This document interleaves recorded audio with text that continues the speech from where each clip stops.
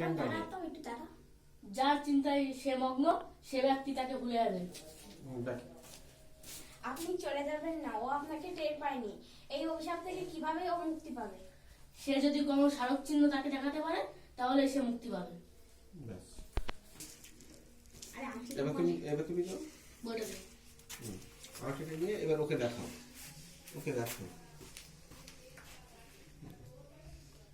এইবার আমাদের বলছেন তো?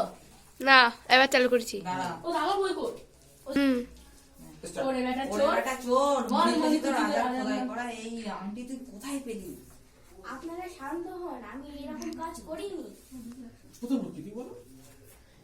তবে কি তোকে তবে কি তোকে সৎ ব্রাহ্মণ বিবেচনা করে রাজাকে দান করেছেন?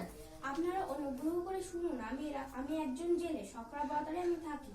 বেটা বাটপার, আমরা কি তোকে জাতির কথা জিজ্ঞাসা করছি? সূচক একে পূর্বাপর সব বলতে দাও, মধ্যে বাধা দিও না।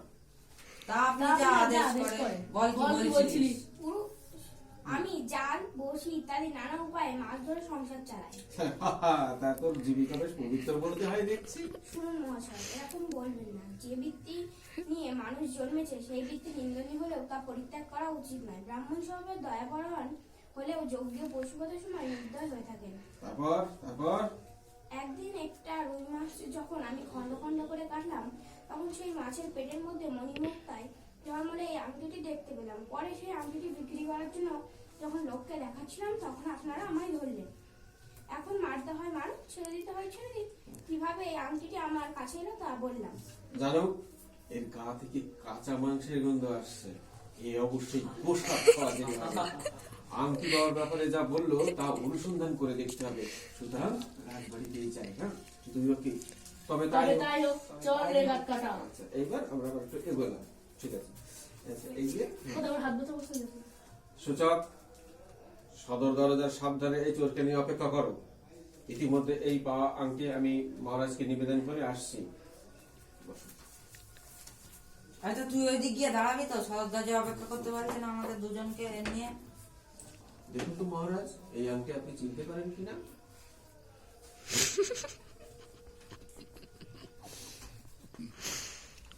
এইবার তোমাদের ডায়লগ শুরু করে দাও। এবার আপনি প্রবেশ করুন, মহারাজের সংবাদ শুনে খুব খুশি হবেন। আমাদের প্রভুর থেকে খুব বিলম্ব হচ্ছে। আরে বাবা, অবসর বুঝে তবে না রাজার কাছে যাওয়া যায়। জানো, একে মারার আগে ফুলের মালা পরানো হবে। তাগাতে আমার হাত এখন নিষ্পিস করছে। মহাশয়, বিনা দোষে আমাকে মারবেন না। এই তো আমাদের প্রভু মহারাজা হুকুম নামা হাতে নিয়ে এদিকে আসছেন। হয়তো শকুনি দিয়ে খাওয়ানো হবে, না হয় কুকুর দিয়ে খাওয়ানো হবে।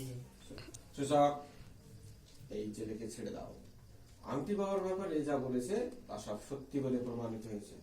তা প্রভু যা আদেশ করেন। এই জেলে জমের বাড়ি গিয়ে আবার ফিরে এলো। প্রভু, এবার আজ আমাকে প্রণাম করতে হবে। না না, হ্যাঁ, এই বলে দেন। এই বই হাতে নিয়ে। প্রভু, আজ আমার সংসার চলবে কিভাবে? মহারাজ আংটি সমান সমপরিমাণ মূল্য তোমাকে দিয়েছে। এই প্রভু অনুগৃহীত হলাম। বলো, প্রভু, অনুগৃহীত হলাম। এই কি জাতা অনুগ্রহ! এ যে শুরু থেকে নামিয়ে একবারে হাতির পিঠে চড়িয়ে দেওয়া হলো। হুজুর, যে পরিমাণ পারিতোষিক দেখেছি তাতেই বোঝা যাচ্ছে এই আংটি রাজার খুব প্রিয় ছিল। না, তা আমি রত্নভূষণ বলেছি আংটিটা রাজার কাছে খুব মূল্যবান বলে মনে হয়েছে, এমনটা আমার মনে হয় না। সেই আংটিতে কি মহারাজের কোনো প্রিয়জনের কথা মনে পড়েছে? স্বভাবত গম্ভীর প্রকৃতির হলেও মুহূর্তের জন্য রাজা বিহ্বল হয়ে চেয়ে রইলেন। তাহলে আপনি মহারাজের একটা সেবা করলেন বলতে হয়। তার চেয়ে বল এই জেলের সেবা করলেন। মহাশয়, এই পরিতোষকের অর্ধেক আপনার ফুলের দাম হিসেবে দিচ্ছি। এটা তুমি ঠিকই বলেছো। সোনাদিবর, এখন থেকে তুমি আমার একজন বিশিষ্ট বন্ধু হলে। স্টপ।